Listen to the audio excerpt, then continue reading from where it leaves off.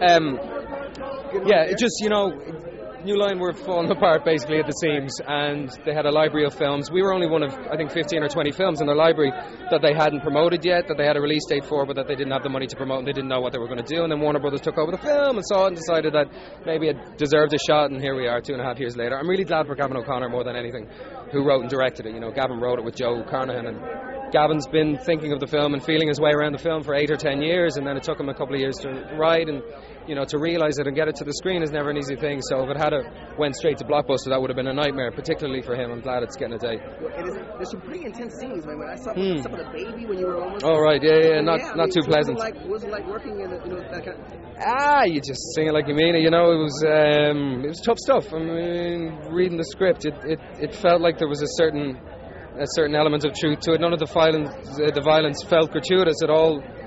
Felt like it was placed within the story for a particular reason and to move the dramatic content of the story forward, and you always see the expense. I mean, that's, gratuitous violence to me is if you don't see the expense of an act of violence, and with this you certainly do. You feel it. Everyone suffers by the end of the film. Now you have a nice fight scene there with Mr. Ed Norton. Now that's, let's say, Colin and Edward.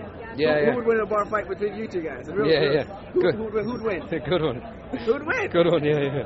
You're not going to answer that one. I just did. Oh, good okay. one. Right. I don't know. I saw Ed in Fight Club, and he's well versed in the art of slamming someone's face in.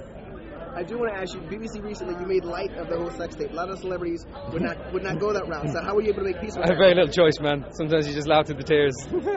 Yeah, I am. It's, I'm a New Yorker. I love working at home, and I love a movie that uses the city really well, and I think this does. This is, you see when you watch the film, they couldn't have made this anywhere else. It's like, it's Washington Heights, and it's the cold New York streets, and it's, and the cast, the diversity of the cast, it's really, I think it's a very authentic New York film. Tell me about the diversity. You got some great cast members. Yeah.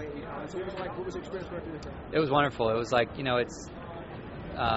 it's rare you get to be in those great ensemble casts where, and it's even rarer that you get together like a theater company and really rehearse.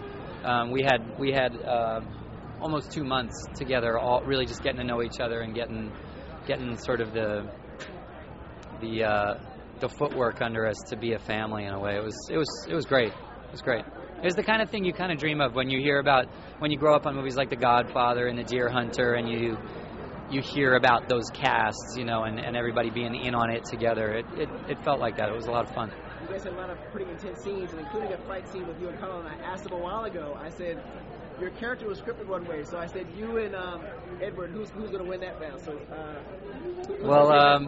Colin is a major league pro when it comes to doing that kind of work. It is when you have to make it look real but not have anybody get hurt. You need a good partner, and he is really a great dance partner. But I think I have reach on Colin. I think he might.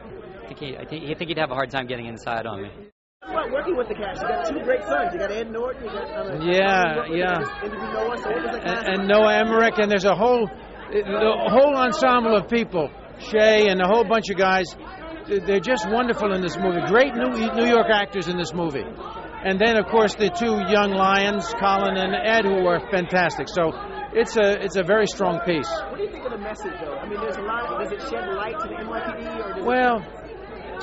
A lot of the guys you'll see here are from the NYPD and helped us and advised us on the movie, and feel that it's a very strong statement, very powerful statement, and it shows you what these guys are up against when they go out into the streets. And then it shows you some of the temptations and some of the difficulties. So it's a moral dilemma. Yeah.